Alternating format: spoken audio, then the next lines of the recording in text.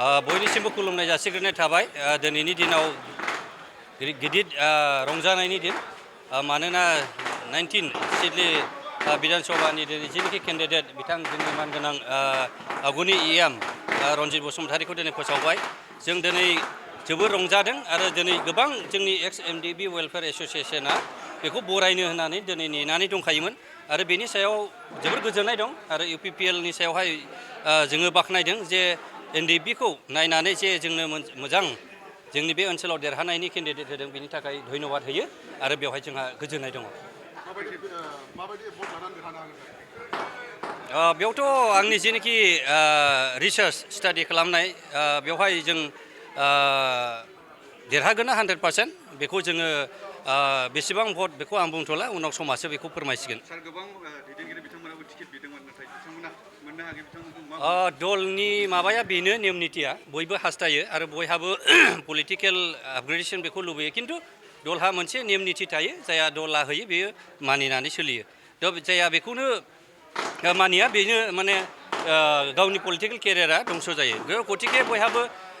हाइकामान्डआ जेरैहाय अर्डार होयो बेबायदियैहाय मानियो आरो जों नुबोबाय थादों आरो बेनो सैथो जे हाइकामान्डआ मा होयो बेनो गासैबो सोलिजोबो आरो मानियो बेनो। एकदम पुरा रेडि आवगायनिफ्रायनो प्रिपारेसन आरो बेखौनो हास्थायनानै दंमोन जे एनडिबिनिफ्राय जिखुनु सासे बिथांखौनो खोनाबाय थाखादों आरो बेनि थाखाय प्रिपारेसना दङ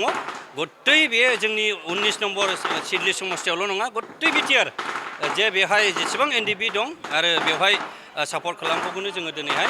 नुदों आरो बिथांमोना बेखौनो हांख्रायबाय थादोंमोन दा बेयाव मोननायाव खुसियावनो बयबो ज' ज'यै खामानिखौ मावगोन। बेवहायथ' दा बिजेपिनिथ' गैखायानो जेनेबा बिजेपि माने बिपिएफ दा बे हिसाबै बिपिएफआ सेकेन्डआव थागोन बेखौ जोङो नुदों आरो। थारैनो दिनै जोबोद गोजोनथाव बाथ्रा मानो होननानै बुङोबा जों गोबां समनिफ्रायनो हास्थायबोगासिनो दंमोन जे रनजित बसुमतारी सारखौहाय केन्डिडेट हिसाबै मोनबा मोजां जागोन होननानै बेनि हिसाबैबो जों गोबां सावरायनाय जादों जोंहा मानगोनां बिटिआरनि बारग' चिफ प्रमद बर' सारजों गमामायैनो बिथाङा दिनै मुंखौ फोसावना होबाय सिडली 19 नं सिडलीनि थाखाय थ' बिथांनि थाखाय जोङो दिनै एक्स एनडिबि हिसाबै गोबां जोंनि दैदेनगिरि लोगोफोरखौ लिंहरनानै मोनसे जुथुमानि गेजेरजों जों फोरमायलायनाय जादों आरो जों बेखौनो लुबैदों जे जोंनि एक्स एनडिबिनि जेसेबां दङ जोङो बिथांनि थाखाय खामानि मावना होगोन लोगोसे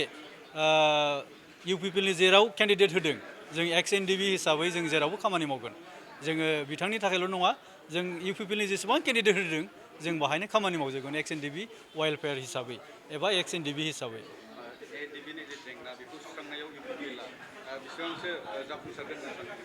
जोङो जुदि बुङो थांनाय 27 जानुवारि 2020निफ्राय एकर्ड जानायनि उनाव जे इउपिपिएलआ सरकार दाबाय सरकार दाजेननायनिफ्राय डे वाननिफ्रायनो बिथांमोना जोंनि मार्टियार्सफोर जे मार्टियार्सफोरनि अनसुंथाइ होनायाव गोबां हेफाजाब मदद होदों पार्टि हिसाबै दिनै गोबाङानो मोननानै रंजानाय मोनदों मानो होननानै बुङोबा 5 बोसोराव खनबा होबोनो हाबाय मार्टियार्सफोरनो बे बिराद गिदिर मोनसे इउपिपिएलनि थाखाय जाफुंसार हाबाफारि लोगोसे इउपिपिएलनि नाजानायावनो रनजित बसुमतारी सारनि नाजानायाव गबिन्द चन्द्र बसुमतारी सारनि नाजानायाव आरो मानगोनां प्रमद बर' सारनि हेफाजाब आरो मददजों जोंहा जेलाव थानाय एनआइनि जेसेबां केस दङ बिथांमोना गनायाव सक्षम जादों आरो बिथांमोना गावनि न'खर संसारजों दिनै रायजो जागासिनो दङ आरो मोनसे गिदिर बाथ्राया जाहैबाय भुटान जेलाव 25 बोसोर जेल जानाय बिथांमोननि जेलनि साजाया 25 बोसोरमोन नाथाय बिथांमोनखौ जोङो 10 बोसोरावनो इउपिपिएलनि नाजानाय आरो खामानि मावनायनि गेजेरजों बिथांमोनखौ बख'नो हादों थ' थारैनो गमामायैनो एक्स एनडिबिनि थाखाय इउपिपिएल सरकारा जोबोद खामानि मावदों आरो दा दिनै जोङो बिनि थाखायनो बयबो साखाफारा जादों जे इउपिपिएलखौनो हेफाजाब मदद होनानै जों देरहासार जाहोगोन।